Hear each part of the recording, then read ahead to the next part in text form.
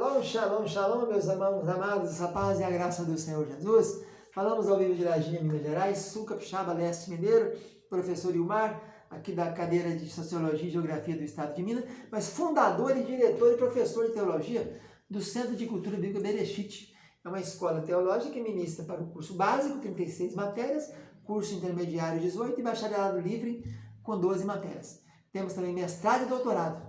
Aqui nós estudamos Shirologia, que é o estudo da Cantares de Salomão. Temos também Gematra em todos os níveis, nível básico, intermediário, bacharelado, mestrado e doutorado. Estudo dos números na Bíblia. Nós estamos ministrando as aulas de História do Cristianismo, bloco 2. Nesse bloco 2 temos 3 aulas já. A primeira aula de introdução, a segunda sobre Constantino e os primórdios da igreja, o concílio de Nicéia e o arianismo. A terceira aula, na aula última agora, falamos de Agostinho e o pelagianismo e o maniqueísmo e o governo de Teodósio. Foi um bom governante, né? Foi no tempo dele que foi reunido o concílio de Constantinopla, que se proclamou o edito da religião oficial do Estado ser o cristianismo, e também foi feito o cânon do Novo Testamento, foi decidido nesse concílio. Recapitulando um pouquinho, lembrando que a igreja começou com os 12, depois 120, depois 3.120, depois 8.120. Veio a perseguição, os apóstolos ficaram em Jerusalém, os demais presbíteros, bispos, diáconos e demais se espalharam por toda aquela região.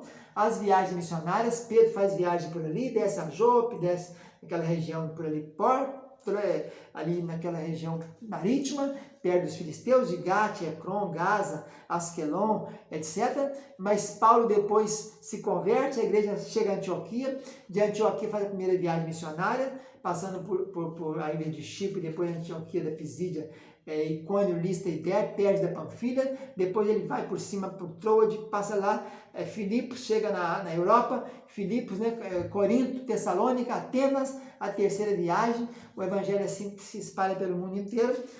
Surgem algumas igrejas principais, como a igreja de Jerusalém, depois Antioquia, depois Alexandria, depois surge Roma, depois surge Constantinopla. Depois nós vamos encontrar então as perseguições, as 10 grandes perseguições. Depois do fim das perseguições, a igreja torna-se religião oficial do Estado, o edito de tolerância, né, 313, depois 380 o edito de Teodósio, baixou um decreto por todo o sul do império deveria aceitar a fé cristã. Depois nós temos então, começa o período dos monastérios, as pessoas começam a recolher nas montanhas, nas catacumbas, nas cavernas, ficar orando o dia inteiro. Os monacós, monge, a palavra monge quer dizer solitário, né? Acha que fazendo assim vai ser salvo. E nós temos até nesse tempo aí o tema anacoreta, do grego, quer dizer chamado retirado ou fugitivo, né?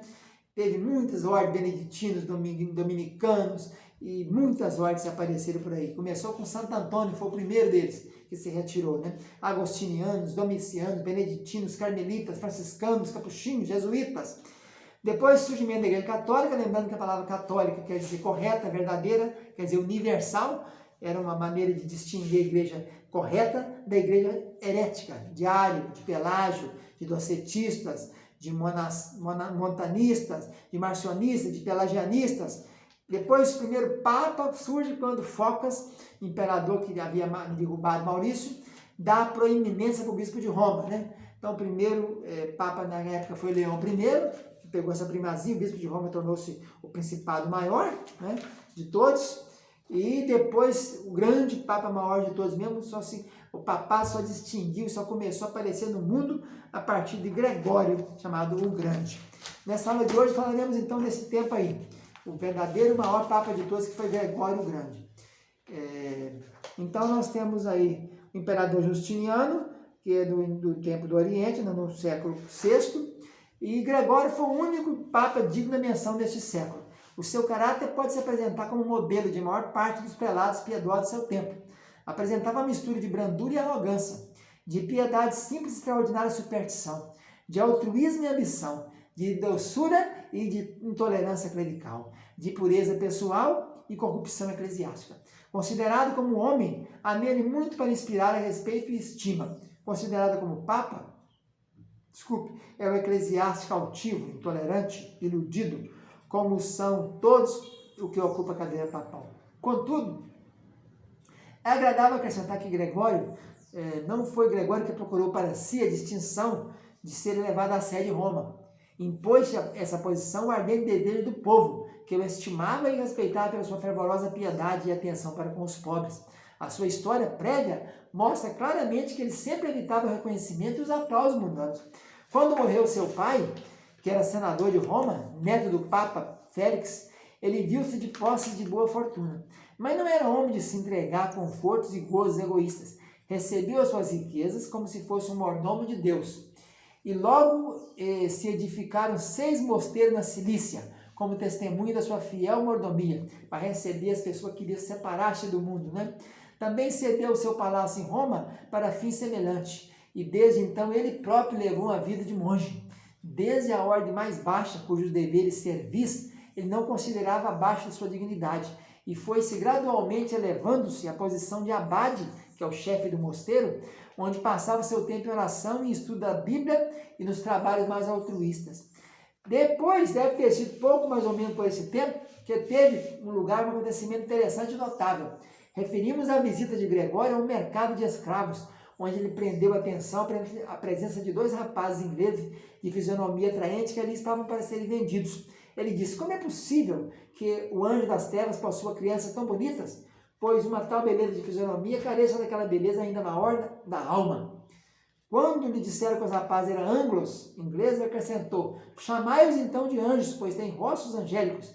É uma grande pena que eles não partilhem a glória que há de ser revelada perante os anjos de Deus. O zelo missionário que Gregório sentia foi despertado por esse insignificante incidente. E ele obteve licença do Papa da época, então, para partir para a Inglaterra. E antes 3 dias da jornada, foi mandado voltar. A estima do povo por ele fora mais forte do que a sua abnegação. E por isso pediram que ele voltasse. Acabou que ele nem foi para a Inglaterra, né? Tiveram que voltar. E depois disso, não teve mais licença para voltar para o seu mosteiro. E quando o Papa Pelágio morreu, no ano 590, foi ainda muito contra a sua vontade, para a cadeira que vagara. Apesar dos muitos cuidados que o seu novo cargo exigia, Gregório não esqueceu as necessidades da Inglaterra. E um dos seus primeiros atos como pontífice foi organizar uma campanha de monges missionários sob as ordens de Agostinhos e mandá-los para a Inglaterra. Desembarcaram na Inglaterra meses depois, mas quando chegaram, viram que o evangelho já era conhecido no país, que já havia muita gente convertida. A rainha de Ethelbert, filha de Clotário, I rei da França, era uma delas. E devido à sua influência poderosa, foram os monges muito bem recebidos e deu-se princípio a uma grande obra evangelizadora na Inglaterra. Desse modo, o evangelho se espalhou pela Inglaterra e, segundo alguns escritores cristãos do século II, sabemos ter havido professores de cristianismo em todos os países conhecidos dos romanos. E, além disso, somos informados de que vários bispos da Inglaterra estiveram presentes no Concílio Geral do século IV. A retirada, porém, das tropas romanas, pouco mais ou menos por esse tempo, quase neutralizou a sua primeira influência e importância. Mais tarde, o país foi invadido pelos saxônios e pelos âmbios, que eram pagãos, cruéis e sem compaixão na guerra, e o seu ódio ao cristianismo pôs-se em evidência pelo zelo com que procuraram examiná-lo. Alguns cristãos, contudo, procuraram salvar suas vidas e refugiaram-se nas montanhas e nas regiões de Gales, onde ficaram até a chegada de Agostinho. Então, o evangelho na Irlanda a Irlanda foi evangelizada pelos escoceses, né? E os escoceses pela Irlanda. É o chamado escocês Patrício, evangelizou a Irlanda. E Patrício foi convertido durante 6 anos do seu cativeiro ao recordar-se de um certo texto das Escrituras Sagradas, que aprendera de joelhos com sua mãe nas margens do rio Clyde.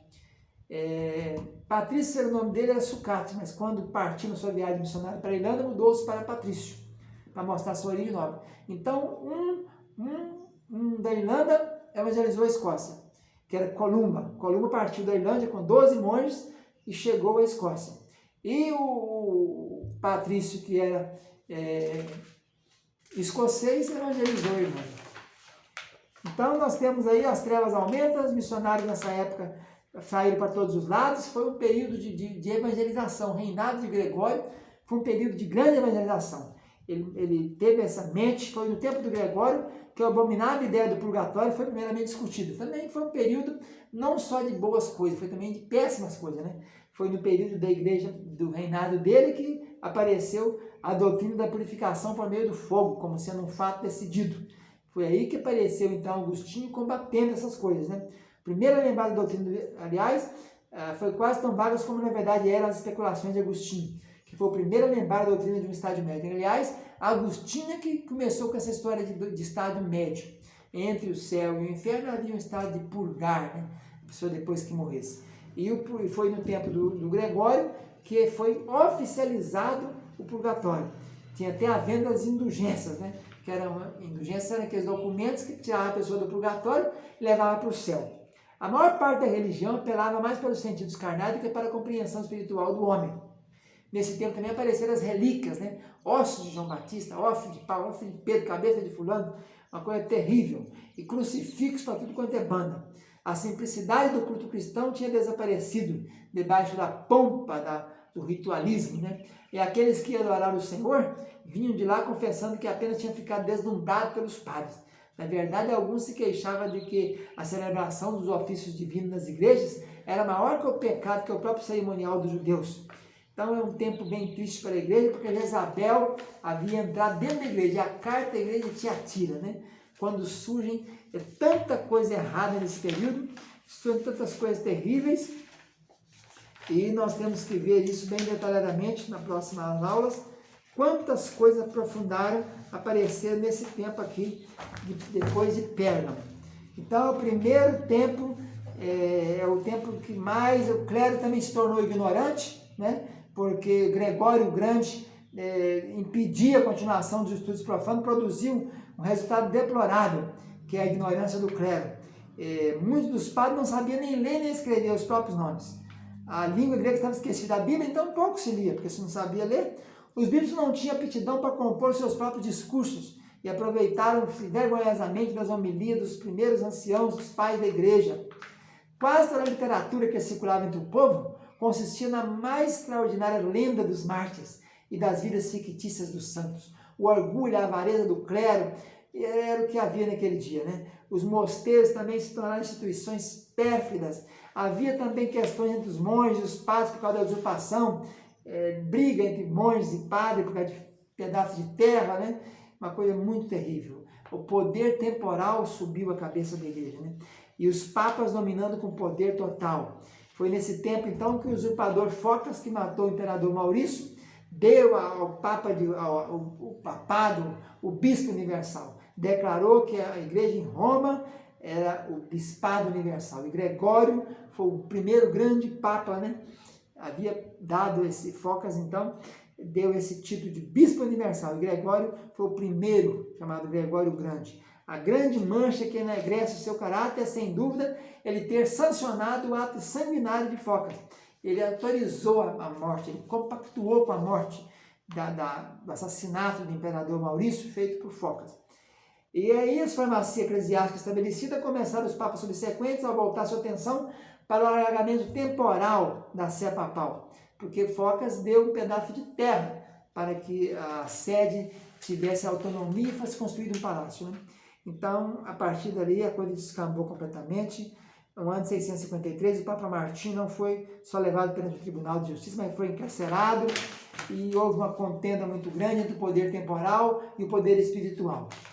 Vamos ficando por aqui, então, com essa aula que tratou principalmente desse período chamado o período do Papa Gregório o Grande, quando então surge, no tempo também apoiado por Agostinho, a doutrina do purgatório e outras coisas mais. Fica na paz, tchau, tchau.